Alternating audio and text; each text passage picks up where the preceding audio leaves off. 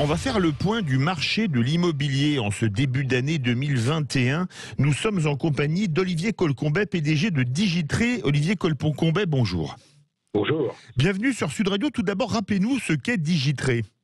Alors Digitré est le groupe qui détient les marques Capifrance et Optihome, qui sont deux réseaux de conseillers en immobilier indépendants qui ont des commerciaux sur toute la France, 5400 au total.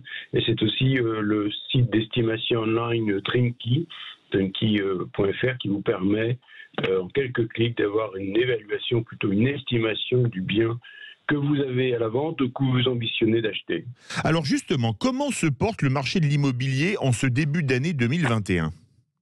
Alors vous savez, l'année 2020 a été mémorable et j'ai envie de dire... Ah, c'est sûr qu'on ne l'oubliera pas, celle-là. N'est-ce pas, improbable, avec des coups d'accélérateur vertigineux et des coups de frein bien aussi symboliques, ou au moins gigantesques. La fin d'année, on fait un mois de décembre record, et en janvier, on voit que l'appétit des Français pour l'immobilier est toujours très soutenu. On a une offre qui est inférieure à la demande, donc même si l'augmentation des prix s'est ralentie, on a encore des zones avec des prix significativement à la hausse. Et on peut dire que sur 2020, 100% des régions françaises ont connu des hausses de prix. Ah oui. Je n'ai pas dit 100% des biens, bien évidemment, parce qu'il y a des biens plus compliqués à la vente, et puis il y a des petits... des lieux, des endroits qui ont certainement eu des prix à la baisse, mais globalement, les prix en France ont augmenté. Et on a des zones records, Rhône-Alpes, l'Armorique. Vraiment, c'était encore une année très très soutenue avec des régions à plus 10 en moyenne. Donc 2020 est encore très soutenu. Donc si vous voulez, on ne quitte pas une année record, parce que les notaires ont annoncé hier 1 020 000 transactions, c'est 5% de moins, ce serait 5% de moins qu'en 2019. Donc année 2020, deuxième année historique en volume sur le marché de la transaction française. Alors, est-ce que c'est le moment d'acheter ? Parce que ça, c'est la question qu'on se pose, ou est-ce que c'est le moment de vendre ? Ça marche dans les deux sens. Oui, je dirais que déjà, c'est toujours le moment, parce que c'est souvent lié à des événements personnels et non pas à des calculs mathématiques ou que sais-je. Donc déjà, on voit quand on a cette nécessité, ce besoin ou cette envie. Je dirais que c'est le moment d'acheter pour deux raisons.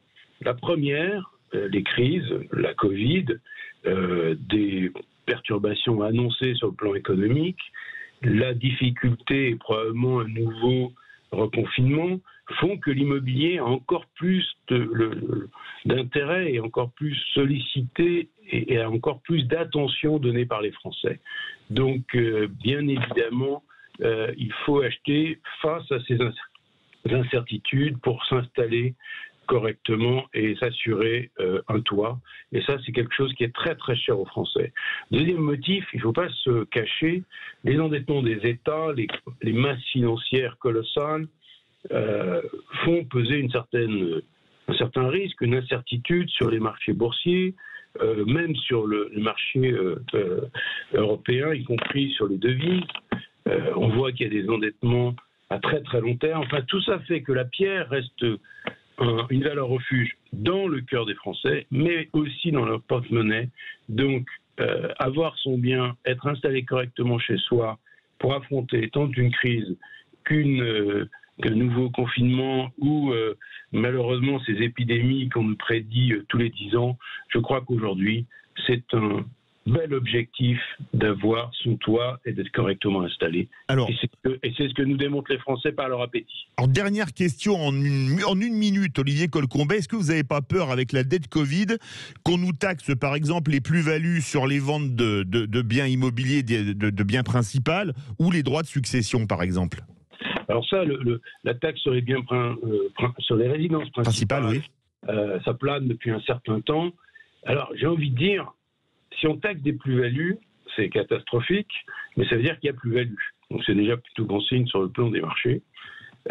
Ensuite, ce serait vraiment une catastrophe, parce que pour les Français, l'épargne immobilière est un objectif, représente pour un grand nombre, un effort colossal d'épargne. Donc, on se saigne un peu pour son immobilier, on prend des emprunts, on a des loyers payés aux banques souvent plus élevés que les loyers de locataires, tant qu'on est dans le processus des 20-25 ans d'emprunt. Oui. Donc, je crois que ce serait un très mauvais message.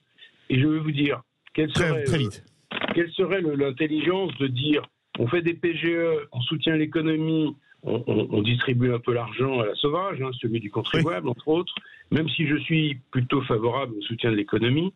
Je pense que par ailleurs, aller couper et taxer fortement ceux qui ont pris l'initiative, parce que quand on achète... On arrive à la fin, donc ce serait une grosse erreur. Et c'est risque, il ne faut pas couper l'envie des Français d'investir. Je crois que ce serait une erreur. Merci beaucoup Olivier Colcombet, PDG de Digitré. Pendant la prochaine demi-heure, Stéphane Sérémeta du Petit Futé va nous emmener dans le Finistère. On va parler des nouveaux tests anti-Covid les plus fiables du monde qui arrivent des États-Unis en France. Madame Langage va nous parler des influenceurs et de la guerre des droits TV. Ça, c'est avec Marie-Ève Wilson-Jamin pour l'Info Sport Business.